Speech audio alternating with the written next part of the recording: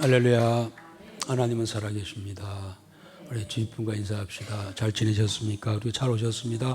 반갑습니다. 손 한번 이렇게 잡아주세요.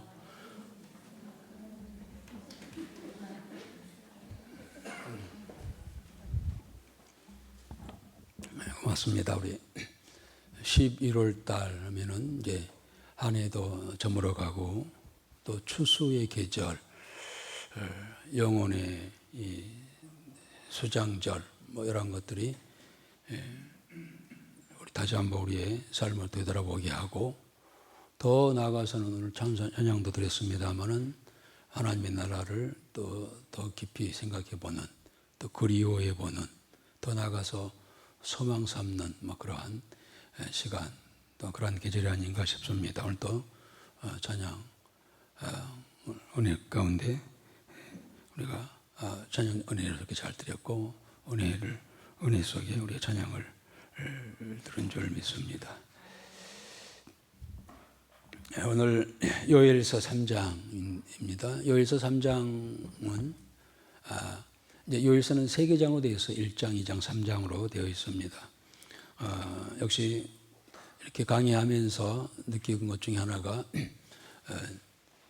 성경을 창세기부터 요한계시록까지 다 읽어봐야 무슨 말인지 알겠다라는 것보다도 한 곳만이라도 잘 알게 되면은 하나님의 그런 전체적인 역사를 다 알 수가 있겠다는 것을 많이 생각이 됩니다. 에스겔서도 그렇고 에레미야서도 그렇고 다니엘서는 특히 그렇고, 그리고 짧은 3장으로 된 요엘서에서도 요엘은 그렇습니다. 현재와 이 미래와 마지막 전체를 아우르는 그러한 내용으로 이렇게 전개가 되어 있지요.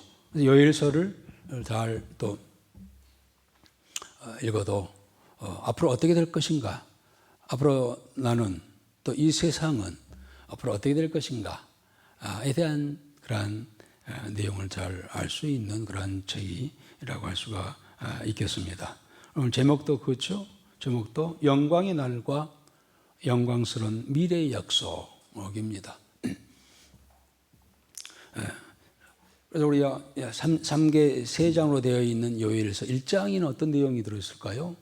1장에는 이 메뚜기 재앙을 통하여서 앞으로 이 마지막 날이 어떻게 될 것인가, 심판의 날이죠. 여호와의 날로 그렇게 표현했습니다만은 앞으로 있어질 여호와의 날에 대한 예표를 이 메뚜기 재앙을 언급하면서 이렇게 예언을 하고 있었죠. 다시 말하면 여호와의 날, 마지막 때는 극심한 하나님의 진노의 심판이 있을 것이다라고 하는 것을 이야기하고 있습니다. 그리고 2장에는 실질적으로 역사 속에 그 하나님의 심판의 역사들이 있었죠. 그것은 이 남유다가 바벨론에 의해서, 그리고 북이스라엘이 아수르에 의해서, 그리고 나중에 AD 70년에 유다가, 남북 유다가 저 로마에 의해서 완전히 AD 70년 로마 티토라고 하는 장군에 의해서 이스라엘이 완전히 장악되어 버리는, 그리고 1948년 5월 달에 독립하기까지 2000년 동안 이 이스라엘 백성들이 유리방황하는 그러한 역사를 우리가 봤습니다만은 2장에서는 그 이야기를 했던 것이죠. 그리고 오늘 3장은 이제 드디어 인류 역사의 마지막 때에 있게 될 최종적인 여호와의 날에 대한 이야기를 언급하고 있습니다. 이 종말의 날은, 마지막 날은 그 여호와의 날로 표현되어 있죠. 여호와의 날은 하나님의 백성들을 적대시했거나 또 괴롭힌 모든 이방 나라들에 대해서 하나님께서 심판하는 날이죠.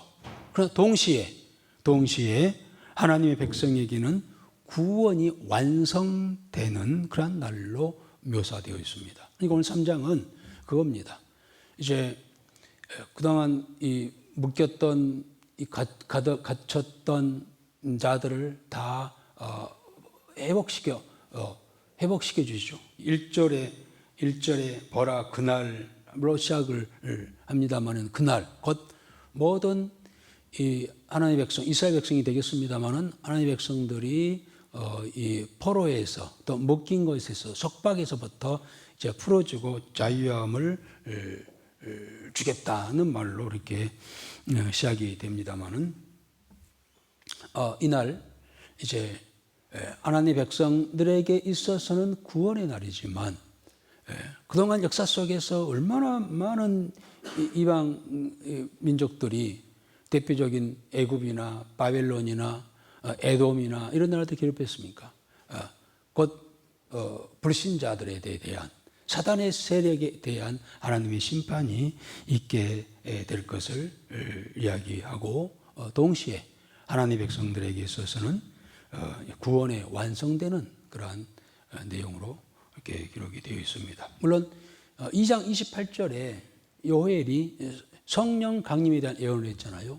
그리고 한 800년 후에 700년 후인 800년 후인 사도행전 2장에서 약속하신 요엘이 예언했던 성령이 오순절날 마가의 다락방에 강하게 임하게 되었죠. 자, 그래서 사실 하나님의 심판은 바로 이 오순절날 마가의 다락방에 성령께서 강림하면서부터 시작이 됐다라고 할 수가 있겠습니다. 그때부터 이제 심판이 시작이 된 것이죠. 종말이 시작이 된 거죠. 그러나 우리가 지금 살고 있는 이 신학 시대 또는 교회 시대, 지금은 어떤 날일까? 그것은 여호와의 날, 그 심판의 날이 길게 연장되는 그러한 시간이라고 우리가 생각하면 되겠습니다. 그래서 이미 오순절날 성령께서 강림하심으로 하나님 백성들에 대한 구원의 역사가 시작이 되었다는 거예요. 되었고 지금 되어가고 있다는 겁니다. 길기는 하죠. 그러나 이제 마지막 날은 악인들에 대한 심판이 있게 되는데 그것은 예수님의 재림에 의해서 되어진다는 것을 말씀을 하고 있습니다. 그래서 지금 이 시대는 어떤 시대라고요? 이미 정말 심판의 시대라고 하는 겁니다. 언제부터요?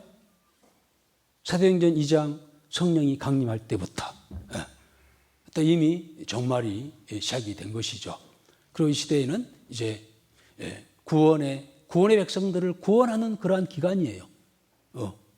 지금 이 시대가요, 교회 시대가 그때부터 지금까지. 그리고 마지막 이제 악인에 대한 심판은 언제라고요? 악인에 대한 심판? 예수님의 재림이라고 하는 겁니다. 이 역사를 머릿속에 딱 이렇게 정리해 놓는다면 우리가 성경을 읽을 때도 또 역사를 우리가 살아가는 미래에 대해서 또 우리가 더 명확하게 구분 지을 수가 있고 알 수가 있으리라 생각이 되어집니다. 오늘 요엘은 그 이야기를 하고 있습니다. 마지막 때에 있어질 그 이야기를 하고 있습니다. 이때는 이제 포로들이 이스라엘 백성들이 상징적이고 모든 믿는 자들이 이제 회복되어지고 핍박자들을 심판하신다는 이야기가 이제 기록이 되어 있습니다. 우리 1절부터 8절까지 쭉 같이 읽도록 하겠습니다.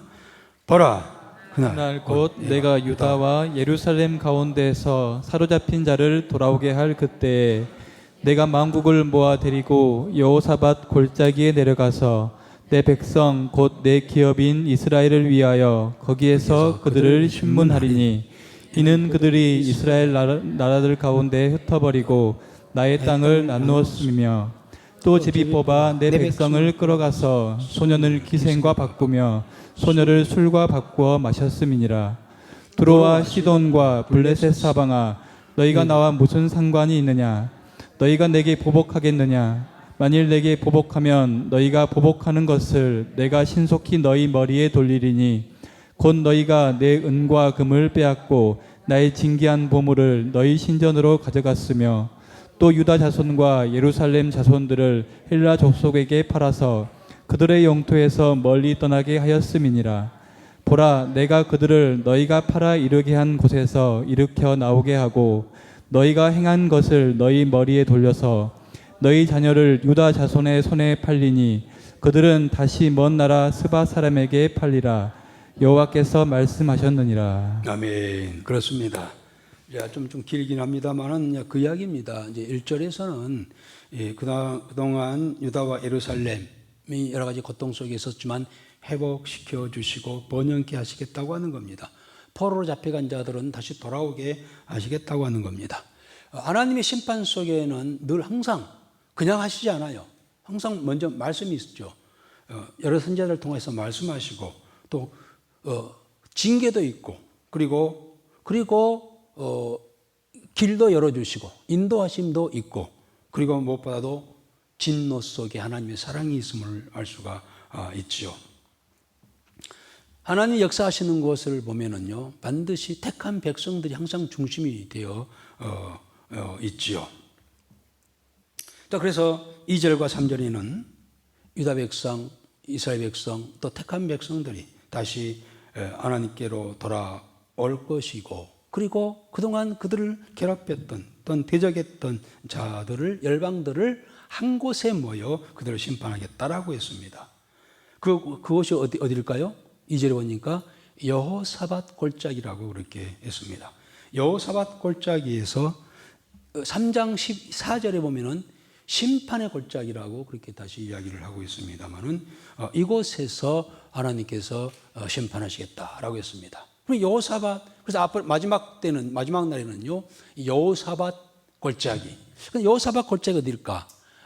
성경에는 근대 성경에 이 기드론 골짜기죠. 기드론 골짜기. 이 기드론 골짜기인데요. 기드론 골짜기가 어떤 곳일까? 예루살렘 동쪽에 보면은 감난산이 있어요. 감난산 하면 예수님께서 마지막 5개월 날 기도하셨던 이 감난산이 있고요. 예루살렘 동쪽 부분과 감난산 사이에 계곡이 있어요. 이 계곡이 바로 기드론 골짜기라고 이렇게 지금은 붙이고 있습니다만은 요엘은 이것을 뭐라고 했나요? 이 여호사밧 골짜기라고 했습니다. 그런데 여호사밧 골짜기, 기드론 골짜기는 어떤 곳인가? 사실은 이곳에서 예수님께서 성천하셨어요. 감난산 바로 옆에서 성천하셨습니다. 그런데 천사들이 너희가 본 그대로 다시 오시리라 라고 했습니다. 그리고 요엘서 이 말씀을 근거로 해가지고 예수님께서 재림하시면 어디로 오실까? 그런데 사실은 그렇지는 않아요. 사실은 예수님께서 재림하시는 날 이미 마태복음에서도 말씀하셨죠. 이 하나님께서는 예수님께서는 시간과 공간을 초월하시죠. 이 부활체라고 하는 이 특징이 그거예요. 시간과 공간을 초월합니다. 그래서 예수님 재림하실 때 성천하실 때는 이 감난산 기드론 골짜기에서 성천을 하셨지만 다시 재림하실 때는 이 모든 사람들이 이 지구가 둥글잖아요. 둥근 지구 안에 있는 모든 사람들이 동시에 함께 볼 수 있도록 예수님께서 재림하실 겁니다. 그러나 구약 시대는 그런 영적 세계를 잘 몰랐기 때문에 이 요엘은 이 여호사밧 골짜기로 했고 그 여호사밧 골짜기는 지금 이 기드론 골짜기인데 사실 나중에 예수님께서 이곳에서 성천을 하셨어요. 그리고 다시 예수님 재림하실 때 이곳에 기드론 골짜기에 다시 오셔서 여기서부터 이제 심판을 하시리라라는 그런 생각을 하게 되었던 것이죠. 그래서 이 기드론 골짜기 사진 몇 장 여러분들 인터넷 쳐보면 그냥 나오죠. 기드론 골짜기 어떤 곳일까요? 이것은 더 앞에 예루살렘이 있고요. 예루살렘 동쪽에 저쪽 기드론 골짜기가 쭉 우로부터 쭉 이렇게 내려져 있죠. 이것을 말하고 있는데 이것은 이제 이스라엘 백성들도 생각하기를 예수님께 재림하실 때 이곳으로 재림하신다라고 그렇게 믿는 것이죠. 그럼 예수님이 재림하실 때 두 가지 현상이 나타나죠. 어떤 일이 있을까요? 먼저 그렇죠. 죽은 자들이 살아나고 부활입니다. 그거예요. 그래서 사람들은 가장 예수님 재림하실 때 가장 먼저 부활해서 예수님을 맞겠다라고 하는 그 믿음을 가지고 비록 지금 죽었지만은 가장 먼저 예수님을 만날 수 있는 장소가 이곳이다 하고 여기다가 무덤을 만든 거예요. 무덤. 네. 아까 그 이미지 좀 보내봐요. 무덤을 해서 이게 다 무덤이에요 지금. 아까 기드론 골짜기에. 제가 가끔 이야기합니다만 이 세상에 땅이 많이 땅이 있는데요. 가장 비싼 땅이 어떤 땅일까? 명동은 뭐 한 평이 1억 이상이 되겠죠. 뭐 미국 맨하탄에 가면은 정말 그 땅은 비싸리라 생각을 할 정도로 좀 발전되어 있고, 하지만은 세상에 가장 비싼 땅 중에 하나가 바로 이 땅입니다. 기드론 골짜기, 이 지금 현재 무덤으로 되어 있는 이 땅이 저 땅은 좀 들어갈 수가 없어요. 너무 포화 상태로 너무 비싸기 때문에 들어갈 수 없는 무덤으로 땅을 살 수 없는 그런 땅이 되었습니다만은 왜 이럴까요? 그것은 바로 예수님께서 재림하실 때 이곳에 재림하실 거라고 하는 거예요. 그런 믿음이 있어서 가장 먼저 부활하여서 예수를 맞이하겠다고 하는 그러한 사람들이 저기다가 무덤을 죽고 난 다음에 무덤으로 이렇게 사용하려고 하고 있습니다. 어쨌든 예수님께서 오늘 요엘이 바로 요엘이 하는 이야기가 근거돼 가지고 좀 저렇게 하고 있거든요. 그런데 사실은 예수님은 사실 저 기드론 골짜기에 재림하실까요? 저는 우리는 그렇지 않아요. 알고 보니까 그것은 아니에요. 아까 말씀드린 것처럼 모든 사람들이 다 볼 수 있도록 그렇게 예수님께서 오시죠. 어쨌든 저런 믿음을 갖는 것도 좀 좋다고 생각합니다. 예수님의 재림을 사모하고 그가 오시면 내가 부활의 영광에 참여한다. 이 믿음을 갖는 사람들이 저렇게 하는 거 아니겠습니까? 좋은 믿음이라고 믿음이라고 할 수가 있겠습니다. 우리가 언젠가는 죽게 됐는데 기왕이면 돈 많이 벌어가지고요, 저 땅 한 평 사가지고 저기다가 내 무덤을 만들겠다. 이것도 이런 마음을 갖는 것도 참 좋을 수도 있겠습니다만은 어쨌든 그런 믿음이 있어요. 이것은 요엘이 오늘 이야기했던 하나님의 심판이 이 여호사밧 골짜기에서부터, 지금 기드론 골짜기에서부터 시작된다라고 그렇게 했기 때문에 그렇습니다. 그래서 아무튼 최종의 여호와의 날, 심판의 날은 불신자들에게는 두려운 날이고 심판의 날이지만, 그러나 하나님의 백성들에게 있어서는 온전한 구원의 날이 되는 줄 믿습니다. 아멘. 그래서 오늘 추수감사절인데요. 추수감사절의 의미, 한 주 한 해 동안 뭐 이렇게 음식과 곡식과 과일을 풍성히 주셔서 잘 먹고 잘 삽니다. 감사합니다. 이 정도 수준일까요? 우리가 추수감사절? 아니에요. 사실은 육신의 감사도 감사할 일이지만은요, 진정한 감사는 우리가 육신을 벗어난 다음에 하나님 앞에서 진짜 알곡이 되어서, 알곡 신자가 되어서 하늘 창고에 드려진 것에 대해서 우리는 감사해야 될 줄 믿습니다. 아멘. 이게 진정한 추수감사 또 감사의 그러한 의미라고 할 수가 있겠습니다. 우리는 육신의 그러한 물질적인 것을 뛰어넘어서 영적 추수, 영적 알곡,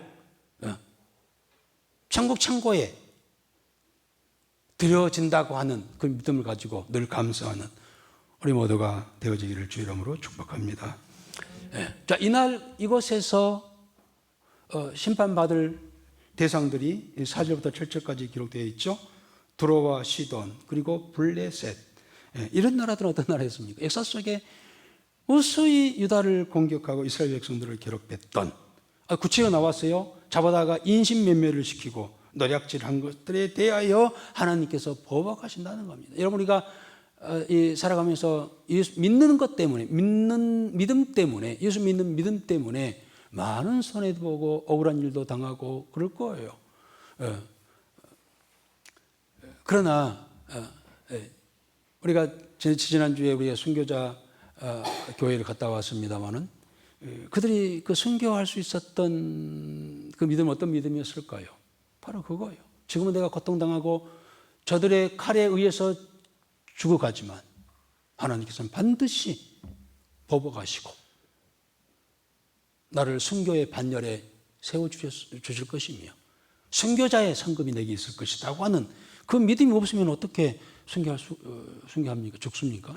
그런 믿음이 있기 때문에 반드시 이 억울함은 하나님께서 갚아주시리라고 하는 그러한 믿음, 그 믿음이 있었기에 순교 자리까지 들어갈 수가 있었다고 하는 거예요. 오늘 우리에게도 이러한 믿음이 있어지길 바랍니다. 우리가 생활 속에서 억울한 일을 당할 수 있어요. 또 불이익 당할 수도 있어요. 네. 그러나 저기 억울하다고 막 대적하지 말고 머리 숙여. 주께서 아시죠. 주께서 아십니다. 주께서 아십니다. 네. 혀를 한번 꽉 깨물고 순교하는 마음으로 혀를 꽉 깨물고 그냥 주께 맡깁니다. 아멘. 억울한 일 마음속에 있는 거 있죠.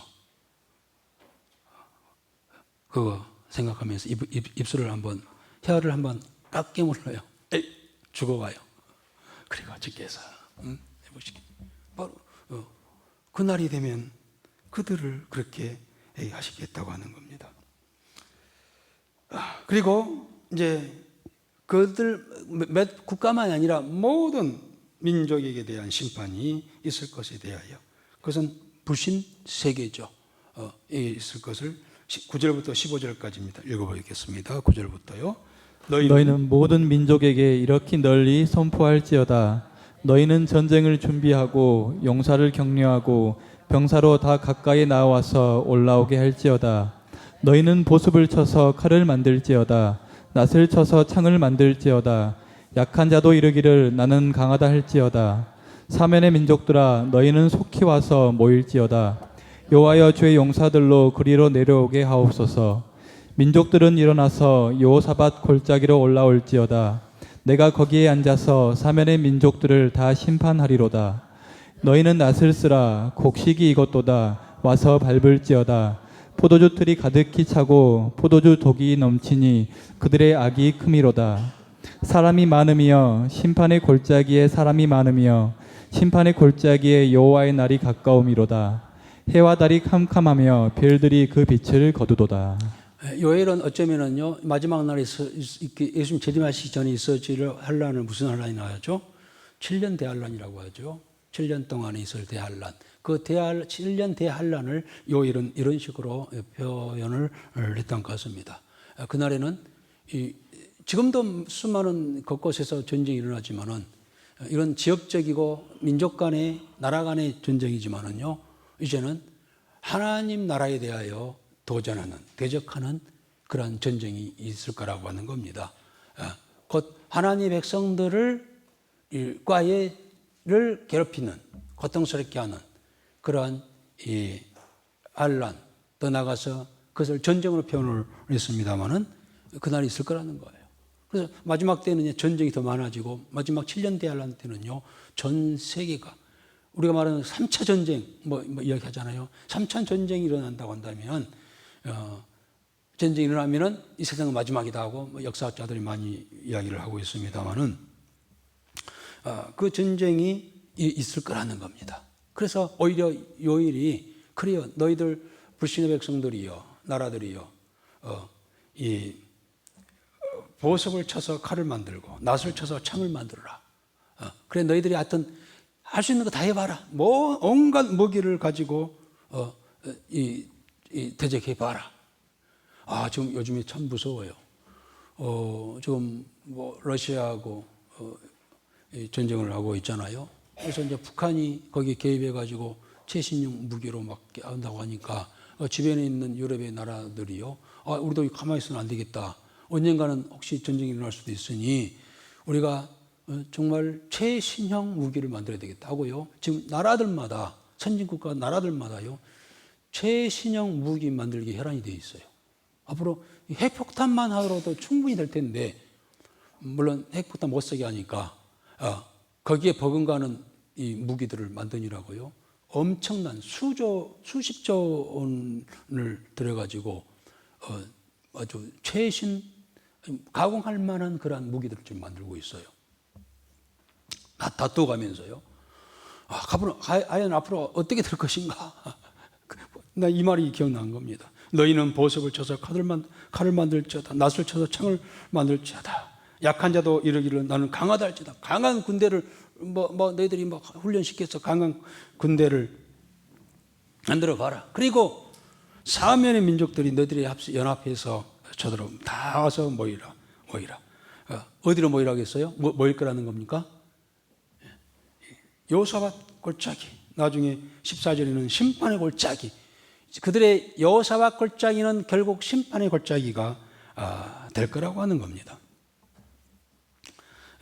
그때 하나님께서는 그들을 어떻게 13절에 보니까 너희는 낫을 쓰라 혹시 이것도다 와서 밟을지어다. 포도주 틀이 가득 차고 포도주 독이 넘치니 그들의 악이 크니라. 하나님께서 그들을 마치 포도주 틀을 밟듯이 터지면은 막 붉은 빛이 막 포도즙이 터져 나오듯이 결국은 너희들은 그와 같이 하나님의 진노의 심판을 받게 될 것이라고 하는 말씀을 하고 있습니다. 그리고 이제 이럴수록 이제 뭡니까? 이제 하나님의 진노 후에 있어질 천년왕국이죠. 그것은 결국 천년왕국에 들어가기 위한 과정이라고 할 수가 있겠습니다. 그 이야기가 16절부터 21절 마지막 절까지 쭉 있습니다만은 먼저 한번 16절부터 읽어보겠습니다. 여호와께서 시온에서 부르짖고 예루살렘에서 목소리를 내시리니 하늘과 땅이 진동하리로다. 그러나 여호와께서 그의 백성의 피난처 이스라엘 자손의 산성이 되시리로다. 그렇습니다. 그 진노의 날이지만은 대환란의 날 때에 하나님께서는 이스라엘 백성들을 택한 백성들을 보호하시고 그들의 피난처가 되어 주시고 산성이 되시리로다. 우리가 그런 생각을 하잖아요. 우리 이 이야기는 요한계시록과 너무 연관이 되어 있는 이야기죠. 요한계시록 읽으면 무섭잖아요. 대환란, 질련환란, 대환란, 이거 과연 우리는 어떻게 될 것인가? 라고 많은 걱정을 하게 됐는데요. 16절에서는 그의 백성의 피난처가 되어주시고 이스라엘 자손의 산성이 되시리로다. 라고 그렇게 약속을 하시는 것을 볼 수가 있죠. 계속해서 이제 17절에는 드디어 여호와의 날, 곧 주께서 왕이 되시고 천년왕국으로 들어가는 그런 이야기가 17절에 기록되어 있습니다. 읽어보겠습니다. 그런즉 너희가 나는 내 성산 시온에 사는 너희 하나님 여호와인 줄 알 것이라. 예루살렘이 거룩하리니 다시는 이방 사람이 그 가운데로 통행하지 못하리로다. 이건 7년 환란이 끝나고 이제 평정이 되어지면서 천년왕국으로 들어갈 때에 사람들 어떻게 했습니까? 그렇구나. 천년왕국에 들어가니 주께서 다 진정한 왕이 되셔서 사무엘상에서 그랬잖아요. 백성들이 사무엘에게 우리도 보이는 왕을 세워주세요 막 하니까 우리의 진정한 왕은 하나님이시다. 아니요, 보이는 왕을 세워주세요. 저 다른 나라 왕들처럼. 하니까 어쩔 수 없이 하나님께서는 사무엘 통해서 세우라고 해가지고 세워진 왕이 바로 사울입니다. 그때부터 이스라엘 백성들은 뭡니까? 고통이에요. 혼란입니다. 전쟁이 시작이 되었던 것이죠. 왜요? 사무엘이 말한 것처럼 진정한 우리의 왕은 하나님이시다 라고 했건만 그들은 그 하나님을 거부하고 세상 임금을 세워가지고 하다 보니까 수많은 그런 어려움이 있었는데 이제 이때는 이제 끝나고 그 세상 왕이 아니라 진정한 왕 하나님께서 왕이 되셔서 이 세상을 다스리는 그러한 나라가 될 거라고 하는 겁니다. 그때에 아주 중요한 말입니다. 재미있는 이야기입니다. 17절에 나는 내 성산 시온에 사는 너희 하나님 여호와인 줄 알 것이라. 내가 너희 하나님 여호와인 줄 알 것이라. 그래서 많이 듣던 이야기 아니에요? 어디서 들었어요? 안 권사님 어디서 이야기 들었죠? 내가 너희 하나님 여호와인 줄 알리라. 어디서 들었어요? 예? 예? 오! 옆에 누가 가르쳐 주셨나? 역시 내가 우리 한 권사님 똑똑한지 알았어. 예. 그래요. 그거 기억하시네요. 고마워요. 에스겔서에서 에스겔이 특히 6장에서만 하더라도 내가 너희 하나님 여호와인 줄 너희가 알지어다. 에스겔도 이야기를 했어요. 즉 요엘이 했던 이야기를 했어요.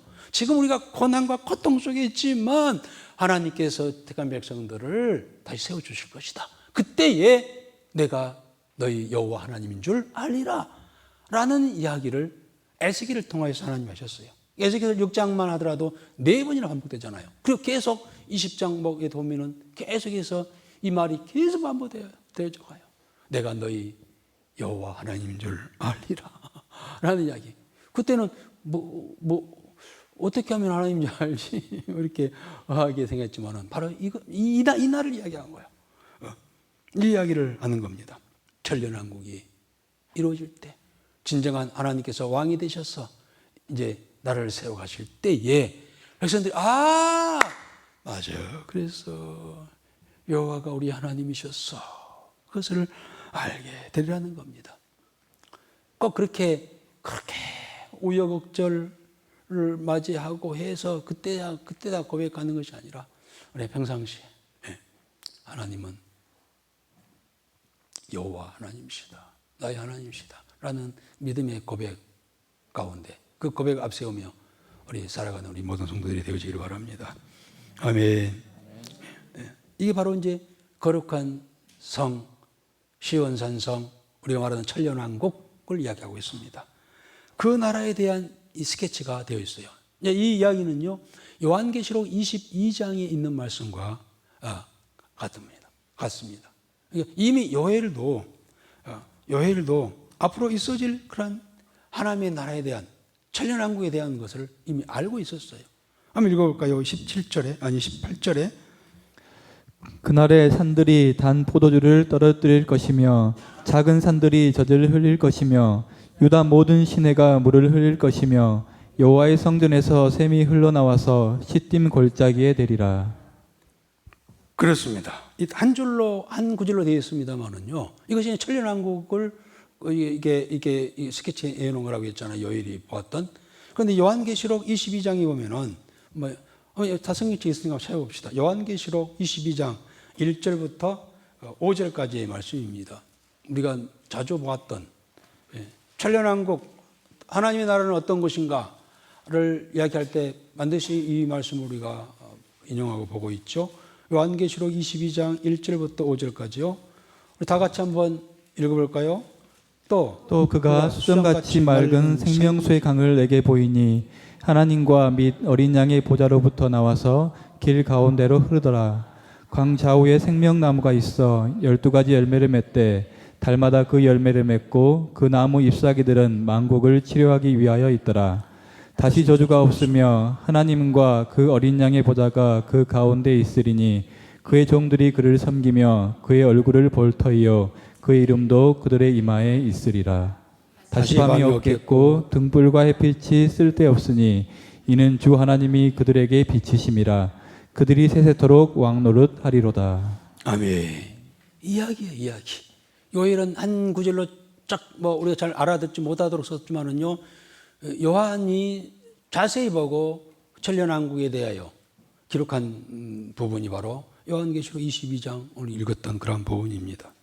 그것은 산마다 새 포도주가 넘쳐 오를 것이고 언덕마다 젖이 흐를 것이고 유다 개울마다 물이 가득하고 주의 성전에 샘물이 나와 시딤 골짜기에 물을 데워줄 것이다. 이건 이렇게 우리가 한정된 우리 언어로 표현했지만은요, 어떻게 천국을, 천년왕국을 어떻게 우리 인간의 어떤 언어나 글로 표현하겠습니까? 그래도 비교적 요한계시 20장에 참 구체적으로 잘 표현했다고 할 수가 있겠습니다. 이런 날이 준비되었고 오게 되었고 주실 거라고 그렇게 약속을 하고 있습니다. 오늘 우리가 바라봐야 할 하나님의 나라, 소망의 나라, 천년왕국 하나님의 나라인 줄 믿습니다. 이 말씀을 듣고 우리 박준영 집사님 찬양에 들으면 더 은혜가 됐을 텐데 한번 다시 할까요? 그날을 생각하면서 다시 한번 하늘나라. 우리가 늘 저 찬양을 우리가 많이 해야 해요. 그래야 천국에 대한 소망이 있고 힘이 생기고 힘들고 어려울 때 희망이 되어지는, 소망이 되어지는, 힘이 되어지는 그러한 찬양이 되는 줄 믿습니다. 아멘. 그러나 19절에는 애굽과 에돔, 그냥 불신의 세계, 사단의 세계는 어떻게 될 것인가? 19절 읽어보겠습니다. 그러나 애굽은 황무지가 되겠고 에돔은 황무한 들이 되리니 이는 그들이 유다 자손에게 포악을 행하여 무죄한 피를 그 땅에서 흘렸음이니라. 그렇습니다. 에돔과 애굽은요 역사 속에서 무수히 괴롭혔던, 곧 다시 말하면 사단의 세력이라고 할 수가 있겠습니다. 이들은 그 천년왕국에 들어갈 수가 없다는 겁니다. 이미 사도 요한은 이미 그 이야기를 하기 전에 21장 8절에 천국에 들어가지 못할 자들의 8가지를 이야기해 놓았어요. 21장 18절 구원받지 못할 자, 천국에 가지 못할 자, 물론 천년왕국이죠. 8종류의 사람들을 이야기했는데요. 한번 읽어볼까요? 그러나 두려워하는 자들과 믿지 않는 자들과 요한계시록 21장 8절 말씀 8종류의 사람들을 이야기하고 있어요. 읽어봅시다. 그러나 두려워하는 자들과 믿지 아니하는 자들과 흉악한 자들과 살인자들과 음행하는 자들과 점술가들과 우상 숭배자들과 거짓말하는 모든 자들은 불과 유황으로 타는 못에 던져지리니 이것이 둘째 사망이라. 그렇습니다. 바로 애굽과 에돔은 바로 이들의 대표라고 할 수가 있겠습니다. 이 두 나라는 하나님을 대적하는 사단의 세력을 상징한다고 할 수가 있겠습니다. 이 세상에서 현실 속에서, 이 세상 현실 속에서 믿음의 성도들, 하나님의 백성들을 괴롭히는 모든 악의 세력은 결국 진멸될 거라고 하는 것을 말씀하고 있습니다. 그러나 유다는 영원하리라. 유다는 이제 한 민족, 유다를 믿는 성령 강림 후에 예수를 믿고 구원받은 모든 하나님의 백성들을 이야기하고 있습니다. 그들은 영원할 것이다 라고 20절, 21절 말씀하고 있습니다. 읽어보겠습니다. 유다는 영원히 있겠고 예루살렘은 대대로 있으리라. 내가 전에는 그들의 피 흘림 당한 것을 갚아주지 아니하였거니와 이제는 갚아주리니 이는 여호와께서 시온에 거하심이니라. 아멘. 유다는 영원히 있겠고, 물론 요엘이 이 말씀을 할 당시에 남유다 백성들이요 많은 제약 속에 있었고 하나님의 진도 속에 있었습니다. 그러나 다시 우리 회개가 돌아오면은 하나님께서 이 나라를 허락하실 것이다 라고 그들을 격려하는 그러한 말씀이기도 하지요. 이것은 이 시대 우리가 주를 믿는 우리 모든 성도들 마지막 때에, 조소 때에 실한 알곡이 되어서 천국 창고에 들어갈 것에 대한 그런 우리에게 소망을 주는 그런 말씀인 줄 믿습니다. 이 믿음이, 이 소망이 남은 날 속에 우리 모두에게 있어지기를 주의 이름으로 축복합니다. 아버지 하나님, 오늘 요엘서 3장을 통하여서 우리에게 현재를 보면서 미래가 어떻게 될 것인가를 요엘을 통하여서 말씀해 주셨으니 감사를 드립니다. 많은 자들 가운데 우리를 택하여 하나님 백성 삼으시고 무엇보다도 주소 때에 알곡으로 삼아 천국 창고에 드리고자 하는 그러한 계획과 또 약속을 우리에게 말씀하셨사온데 우리 남은 삶 속에 어떠한 상황 환경 속에서도 이 믿음을 가지고 나아가는 우리 모든 성도들이 되게 하옵소서. 예수님의 이름으로 기도하옵나이다. 아멘.